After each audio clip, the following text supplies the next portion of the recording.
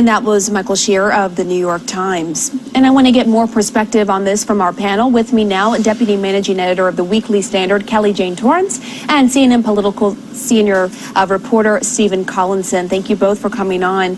Stephen, what do you make of what we just heard from, what do you make of this reporting here about what the president allegedly said in the Oval Office?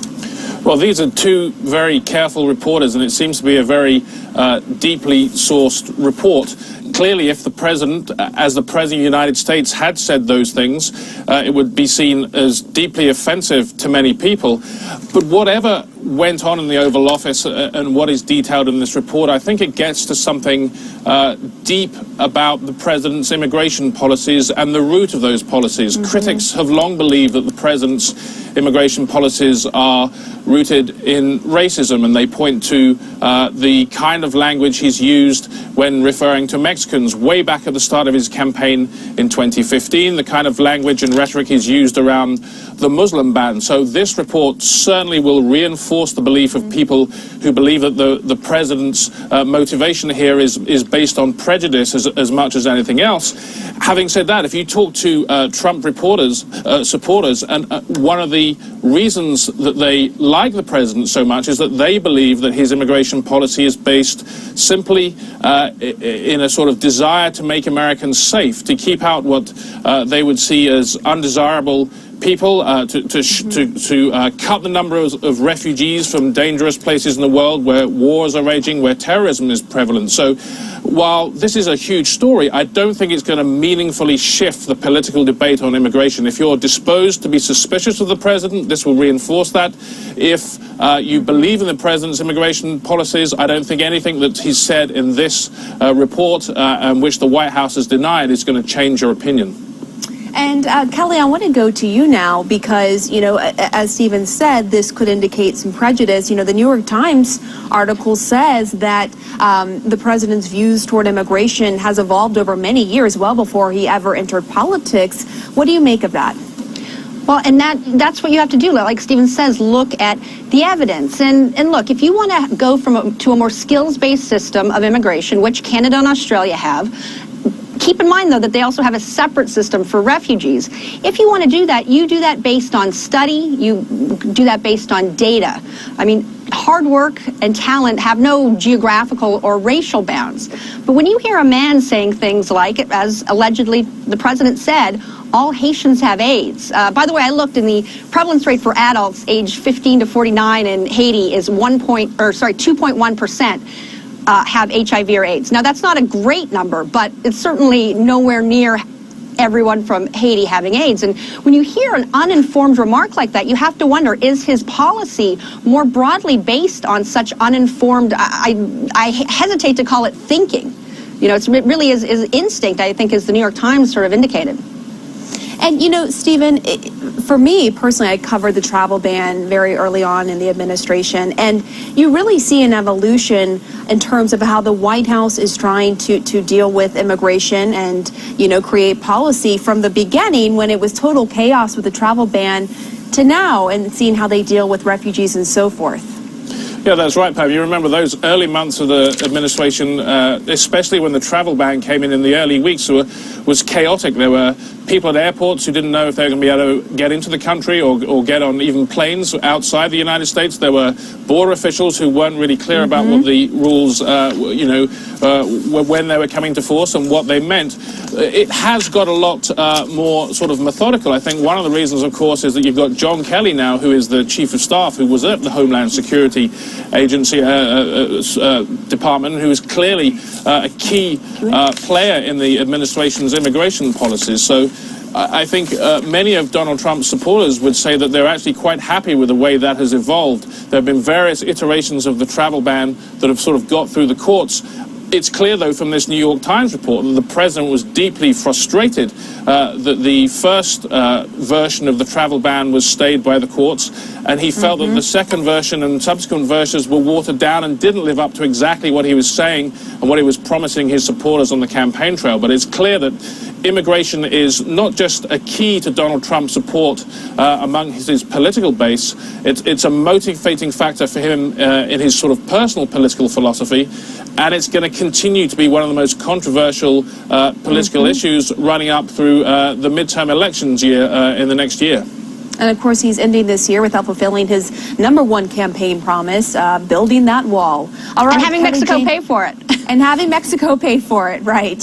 He sort of seemed to go back away from that as of late. All right, Kelly Jane Torrance, Stephen Collinson, thank you so much. Thanks, Pamela.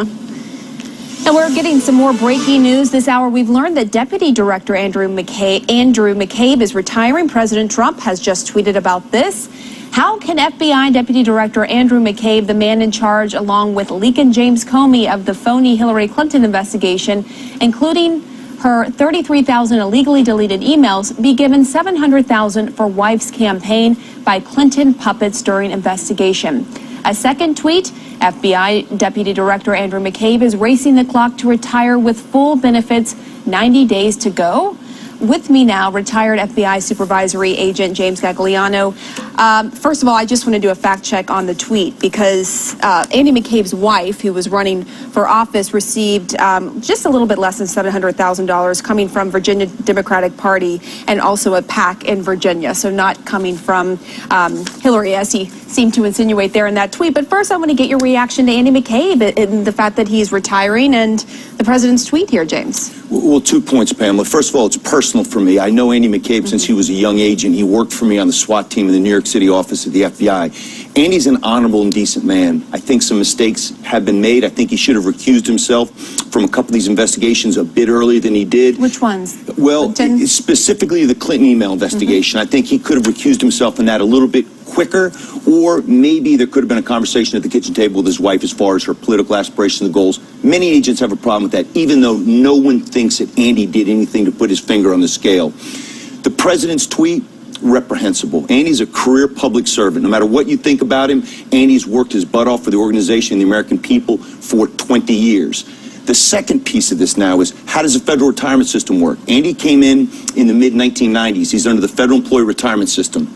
Not to get too wonky, you have to spend 20 years in the FBI or be age 50, whichever comes second. So what Andy's got to do is, he's got 20 years in the FBI. He's got to reach that age 50. He's 49 right now. In the spring, I believe he turns 50. So the president's sending that tweet out and saying that, well, some people could interpret that as a threat.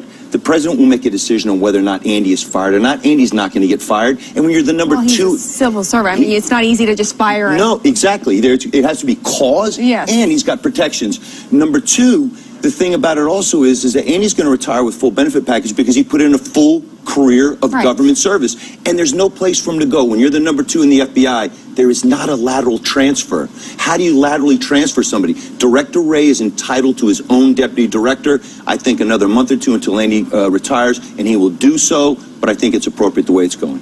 But the bottom line is, I mean, I've been hearing from weeks from people I know in the FBI that he's going to retire in March, that this is going to happen. I mean, this is sort of par for the course when you're in the FBI and you reach that point when you can retire.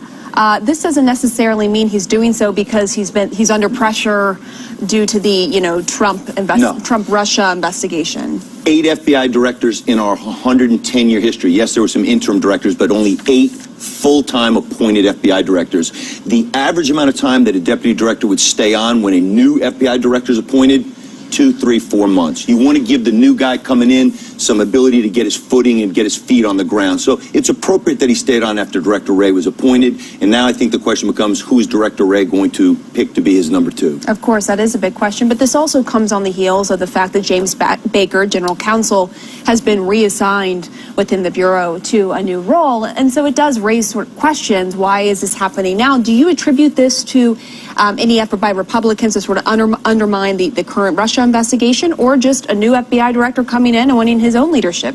The president can tweet away. Republicans on Congress and Democrats as well can say what they want. They can play political ping pong because at some point in time they think the FBI is doing the right thing, but if there's an investigation targeting somebody from their party, they feel differently. Nothing is going to change. The FBI is an apolitical organization. Of the 35,000 employees, I believe that 99.999% of them are there to do their job, to not put their finger on the scale, and to follow the evidence wherever it may lead. Have you ever seen the FBI under attack like this before? Well, Pamela, I'm old, but I'm not that old. I could say yes, going back to 1948 when J. Edgar Hoover was accused of trying to tip the scale for Thomas Dewey when he ran against Harry S. Truman. It was bad back then. During the Civil Rights Movement, there were issues back then. Some people said that J. Edgar Hoover and Martin Luther King had some animus between the two of them, and that predicated COINTELPRO and some of the other things that people look on now and with historical context and say, were they the right moves to make? In my lifetime, no. One half of my life I spent in the FBI. I served 25 years, and I have never seen such partisan attacks, such political ping-ponging. Scrutiny is good and healthy because we serve at the pleasure of the president and we serve at the pleasure of the American people. The FBI is there to investigate federal violations and to make sure that they do so apolitically. Unfortunately, right now, I think that there's a segment of the population that don't believe that that's true, and I hope that that changes soon. Okay, James Gagliano, thank you so much. Thanks for having me, Pam. And just ahead, we're going to talk more about this developing story on Deputy FBI Director Mccabe. You are live in the CNN Newsroom.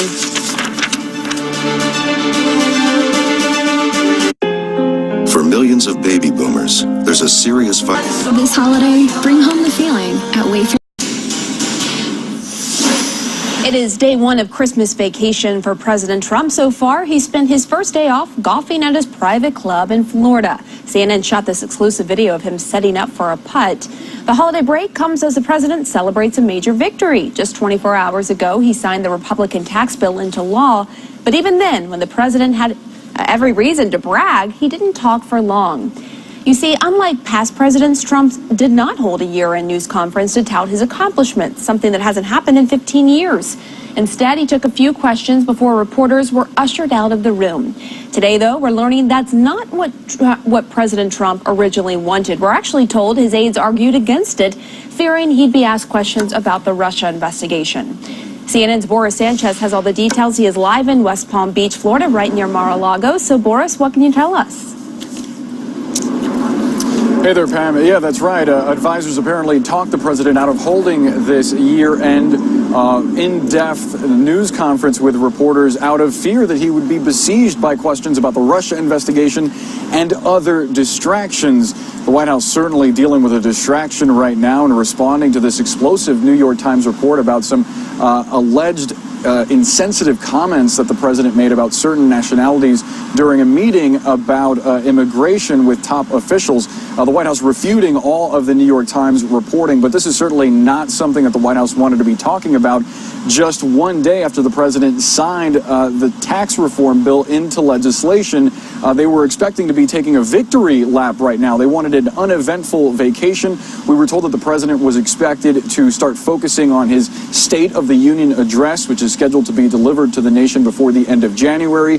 We were also told that he was going to start weighing his options when it comes to the next steps in his legislative agenda. There are two options essentially on the board for the president. One would be to dig in on entitlement reform, on welfare reform, something that House Speaker Paul Ryan has said is the next logical step following tax reform, or potentially something that he talked about before departing for Mar-a-Lago yesterday in the Oval Office before reporters, an infrastructure plan. The president actually admitting that his legislative agenda might have moved much easier ahead had he gone for infrastructure first, because in his words, that's a bipartisan issue, somewhere that Republicans and Democrats can find common ground. Despite all of that, the White House is now having to respond to this, again, explosive New York Times report, something that we will likely hear about again and again in the coming days, Pam. And those sources of the New York Times requesting anonymity, the White House putting out a statement saying some officials on the record denying that, but the New York Times, who just interviewed the reporter for that article, and they are standing by their reporting. Boris Sanchez, thank you so much. The FBI uncovers a terror plot planned for the Christmas holidays. Details on the target and... They're moving forward with Cosentix. Go to this tweet that James Comey, the former FBI director, put out this morning. He said, "Sadly, we are now at a point in our political life when anyone can be attacked for partisan gain. James Baker, who was stepping down as FBI general counsel, served our country incredibly well for 25 years and deserves better. He is what we should all want our public servants to be." So that, of course, raises the question, James, why was he reassigned? I'm told through sources that he was reassigned to be a part of special projects in the FBI. We don't exactly know why. And of course, a new FBI director is more than welcome to come in and bring his own leadership in and move people out. But do you think this could also be a result of a concerted effort by Republicans to undermine the investigation and those leading it? Sure, and Pam, moving aside from the politics for a second, just to unpack this for your viewers, processes and protocols in the FBI. The FBI has been around for 110 years. There have only been 8 FBI directors. Obviously, the one right now is Director Wray. Each FBI director is entitled to pick his own senior staff. Yeah. They're going to move folks around. They're going to pick their own deputy director and their own chief counsel. So James Baker served as the head of OGC, the Office of General Counsel for the FBI. So he wasn't per se Director Comey's or Director Wray's or Deputy Director Mccabe's personal attorney. Although he did work closely with James Comey. Very closely with him, and certainly he'd be the guy that would be called in for questions about investigations or cases or how to proceed. Now, he's been reassigned. You could take that two ways. The Republicans are going to certainly harp on this and say it's because, he's got a lot of baggage. The Democrats are going to look at this and say it's a political angle to try to cast shade on the FBI. So once we sort through all that, I think it's going to be interesting, because if he ever decides to become a private citizen, because he's been reassigned and he could certainly retire and go somewhere else, he could be called in front of any of these congressional subcommittees and asked to testify about conversations. It certainly seems, though, from James Comey's tweet that he believes that this happened because of politics. Sure. And, the New York Times reported that Wray was under pressure from President Trump to reassign people who were close to James Comey. Can you see an FBI director giving in to the pressure from the president on something like this? No, I listened to every second of Director Wray's confirmation hearing, and I believe him. I don't know him personally, but I've talked to a number of agents that worked with him when he was with the Department of Justice. He's a guy who's going to chart his own course. I think what he's done is a couple things. He's kind of reined certain things back in. The FBI's policy now on communicating with the media, per se, has been kind of tamped back down the way that Tell me about it. I'm sure As someone who covers the FBI. Absolutely. So, and I think that's part of the response to the fact that Director Comey had a much more open and garrulous, relationship with the media, and I think that they're trying to do that. The leaks are unconscionable. I have great respect for Director Comey. His probity is unquestionable and unimpeachable.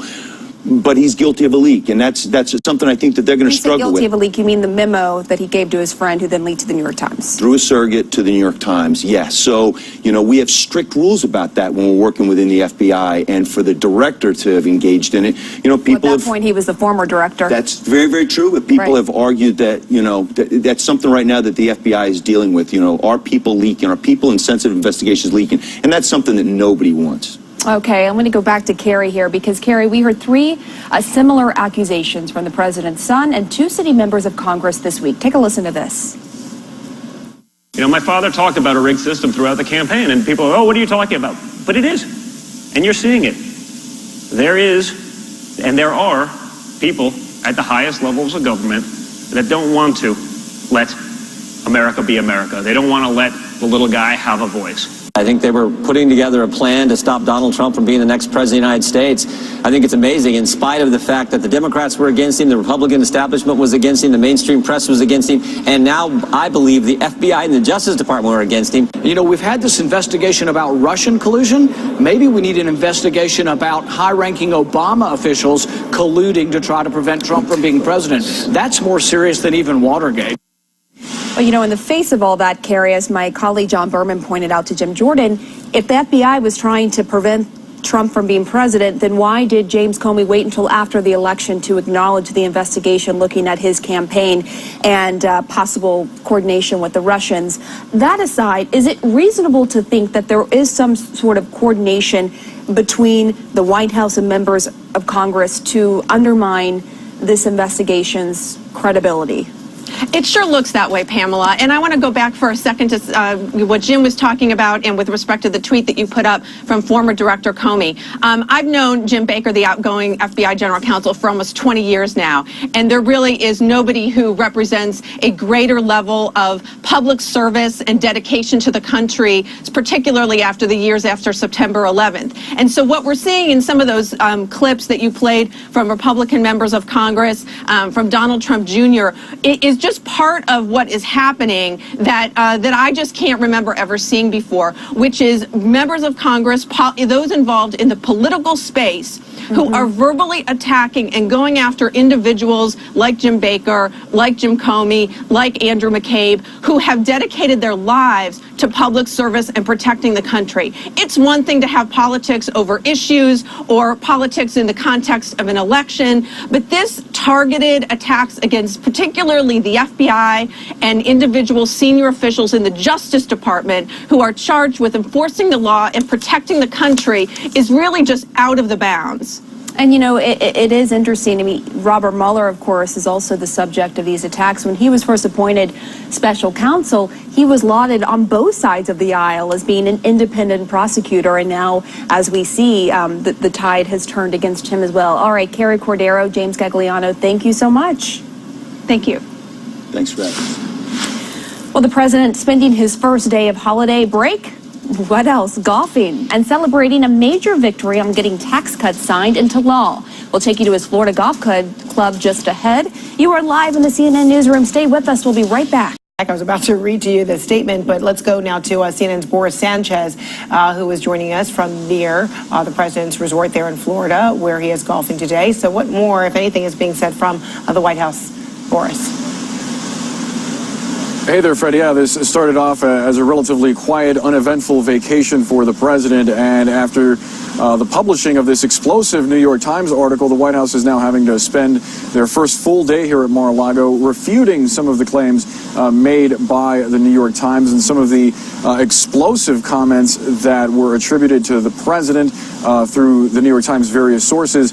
Again, the White House denying that the president made those comments very strongly, providing to CNN the same statement that they provided to the New York Times. Sarah Sanders writing, quote, General Kelly, General McMaster, Secretary Tillerson, Secretary Nielsen, and all other senior staff actually in the meeting deny these outrageous claims. And it's both sad and telling that the New York Times would print the lies of their anonymous sources anyway. Clearly, the White House not wanting the focus to be on this reporting by the New York Times at this point. You'll recall that earlier this week, just yesterday, the president signed into legislation this major tax reform bill, something that he admitted that he would have preferred to have a large signing ceremony, a public signing ceremony for, but he opted to do it quickly before Christmas as a symbolic gift to the American people. We also learned yesterday, sources telling CNN, that the president wanted to have an end-of-year news conference, but that he was ultimately talked out of it by advisors who feared that the president might be besieged by questions about the Russia investigation and other distractions. This certainly classifies as another distraction for this White House to deal with at a point where they were feeling victorious about the tax reform bill. So we will see just what kind of an expanded response we might get from the White House following this. But as of right now, what we have is the statement from Sarah Sanders refuting all of the New York Times reporting, Fred. All right, Boris Sanchez, thank you so much there in Florida. All right, a warning from Russia to the U.S. Why the Kremlin is concerned about new U.S. sanctions pertaining to Ukraine.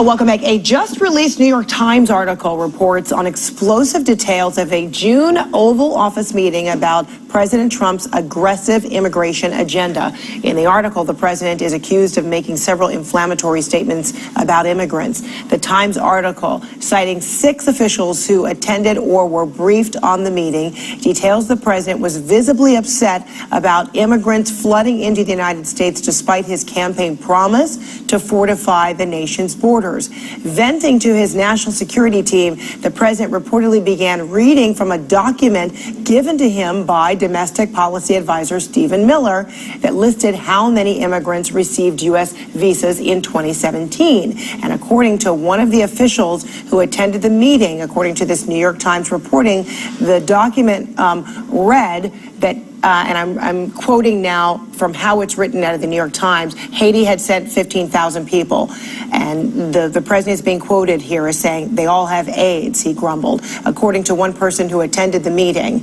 And then in this meeting, apparently, it was also mentioned how many had come from Nigeria. And I'm quoting now how it's written from the New York Times. 40,000 had come from Nigeria, Mr. Trump added. Once they had seen the United States, they would never, quote, go back to their huts in Africa, recalled the two officials who asked for anonymity. Now, I want to bring in one of the reporters, Michael Shear, of the New York Times, who helped break this story. Michael, good to see you. All right, so this meeting, now already Sarah Huckabee Sanders, the spokesperson, you had reached out to, and according to the article, Sanders is saying this didn't happen. So how did this come about? Do you have sources who either heard of, were in attendance of this meeting, who are giving you these quotes of how the president reacted to these things? Right. Thanks for having me on. I appreciate it. My colleague Julie Davis and I both cover the White House, and we spent the last several months actually working on a very long piece about the president's immigration policy throughout the entire year. So we tried to trace from the beginning of the year, which started with the travel ban, all the way through a lot of the different pieces of immigration policy that the president has tried to implement, a lot of which have been aimed at securing the borders, making sure that people don't come into the United States.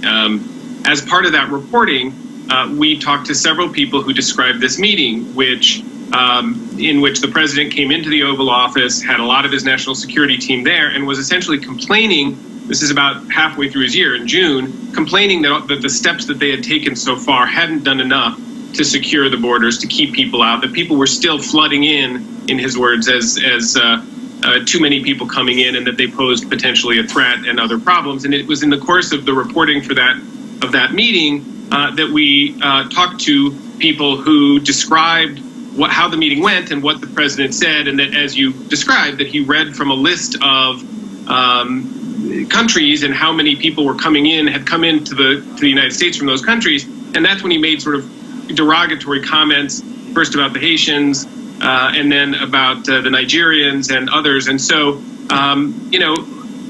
we're confident, we stand by our sourcing, we're confident that that story is true. The White House did push back very aggressively late last night and early this morning, sending us a note that said that several of the cabinet secretaries who were in the meeting at the time say that it didn't happen. Not that the meeting didn't happen, but that the comments, the inflammatory comments weren't said.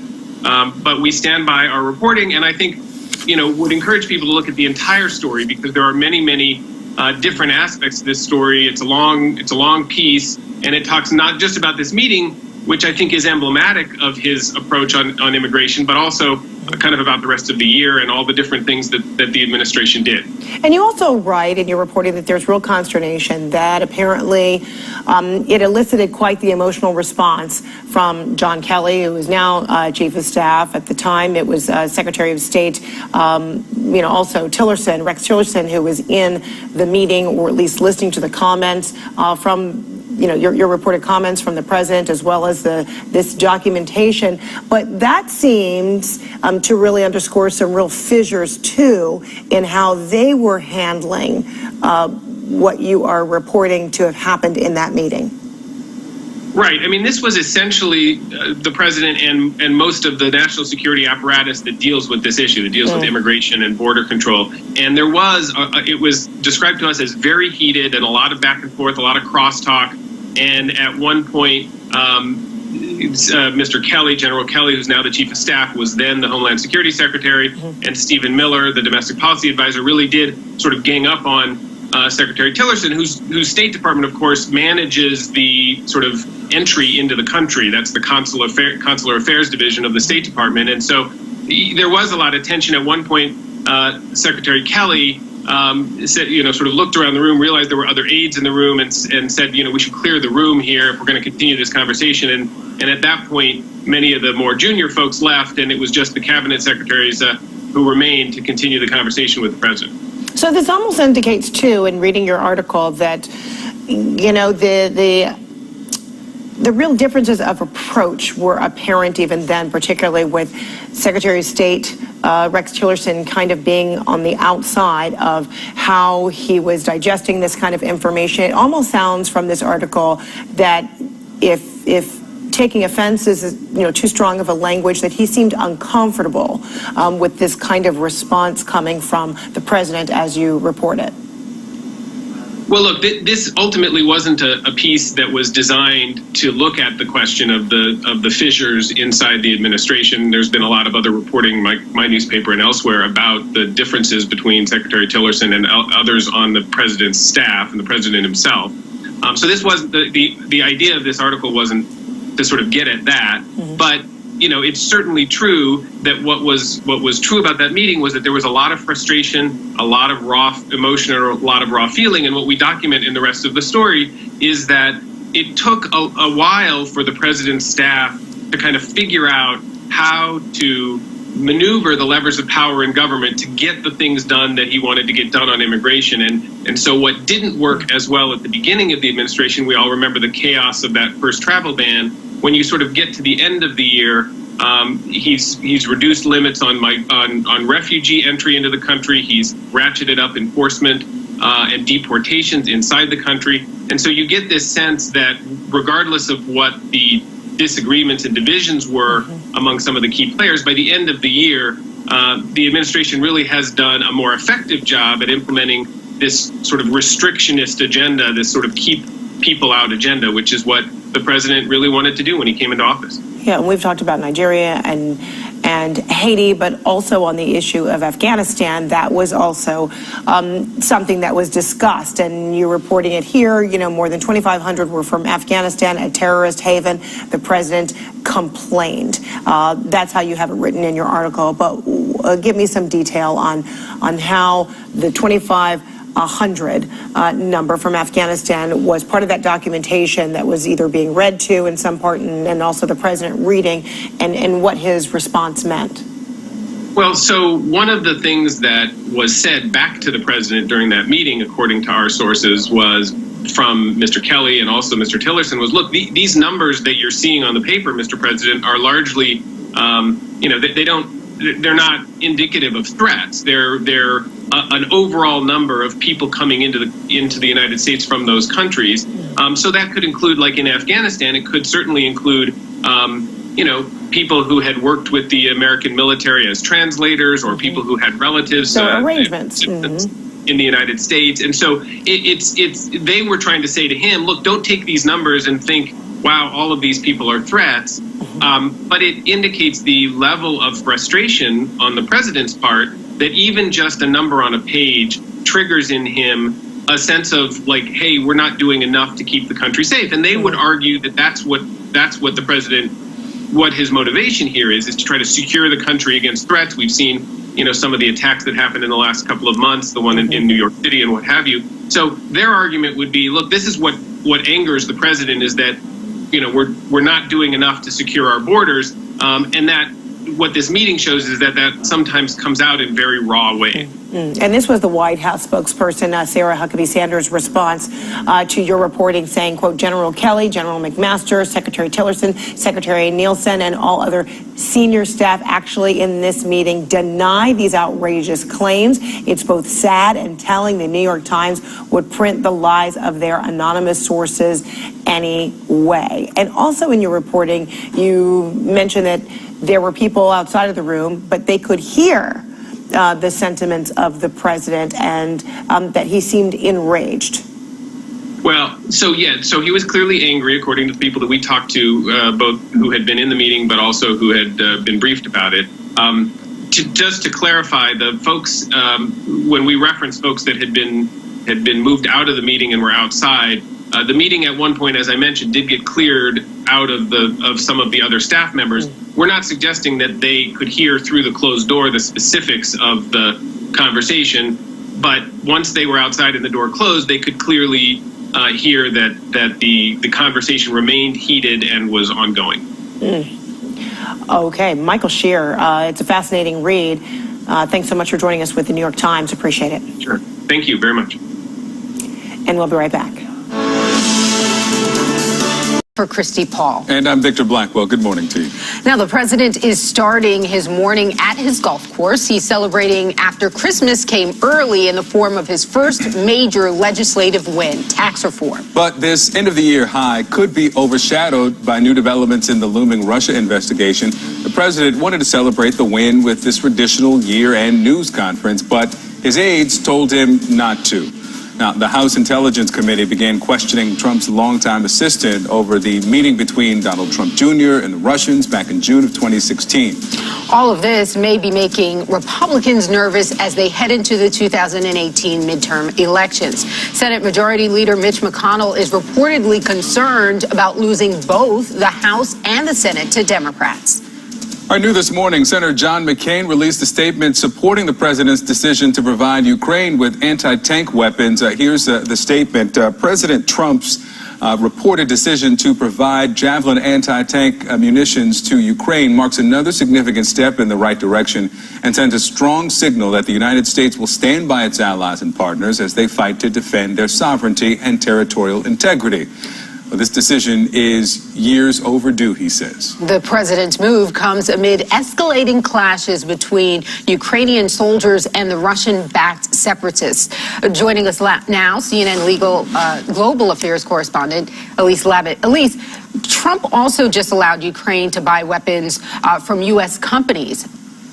That's right, Renee. And look, what they say is that these anti-tank munitions are considered lethal weapons, but what the U.S. says, and this is what the State Department said in a statement last night, is, these weapons are considered defensive in nature because they're not going after someone. The Ukrainians are defending their territory, and that's why these anti-tank missiles can puncture the kind of armored vehicles that the Russians use. Now, we had some new reaction from the Russians this morning. Deputy Foreign Minister Sergei Rubikov, in a statement, said that this action is going to create new bloodshed. Let me read a little bit to this statement. The United States, in a certain sense, he said, had crossed the line, announcing the intention to transfer weapons of direct damaging action to Ukraine. American weapons can lead to new victims in our neighboring country to which we cannot remain indifferent. And so, a lot of people are afraid that this could be a pretext for Russia to launch new attacks, new strikes into Ukraine to try and further its grip on the country, Renee. Elise, I think it's important also for people to remember how we got here. I mean, U.S. Officials have been standing in solidarity with Ukraine, but there has, for years since the annexation of Crimea, been this question of to what degree do you allow the Ukrainians to defend themselves with this lethal and non-lethal weaponry. And now this is a major step. I think that the punctuation from Senator McCain points that out. Right. And I mean, this is the first time we're looking at this kind of lethal weaponry. Again, the U.S. calling it defensive in nature against Russian aggression. President Obama did allow what President Trump allowed earlier this week is for the Ukrainians to buy American-made light arms. You see that shoulder-fired missile right there. Some of those are considered light arms. Sometimes those are considered, and like small ones can be considered anti-tank missiles. But look, the U.S. has had a bit of a dilemma over the years because clearly there is Russian aggression in Ukraine, but they've also been looking for the Ukrainians to make certain reforms of their own. The Ukrainians are not completely without some concerns about human rights violations and such, and there's been a concern about further escalating the situation. But apparently, and officials have said this has really weighed on President Trump. And I have to say, for all of the criticism of President Trump that he was going to bow to the Russians, that he was going to recognize Crimea as Russian territory, that he was going to lift those sanctions. That never happened. This is, in fact, a stepping up of, a tougher policy towards Russia. It seems if you look at the actual actions that are taking place. All right, Elise Labott with us this morning. Elise, thank you so much for breaking that down for us. The FBI says a terror attack has been averted in San Francisco. A former U.S. Marine is accused of... I'm Michael Smerconish in Philadelphia. We welcome our viewers in the United States and around the world. Merry Christmas, everybody. We know what the president wants for Christmas. Credit from all the media for all of his achievements. He tweeted, "Sadly, the fake mainstream media will never talk about our accomplishments in their end-of-year reviews. We're compiling a long and beautiful list." Well, Mr. President, stick around. I'm about to talk about your impact. Plus, with 750 million packages delivered by UPS this holiday season, a growing number are being stolen by so-called porch pirates.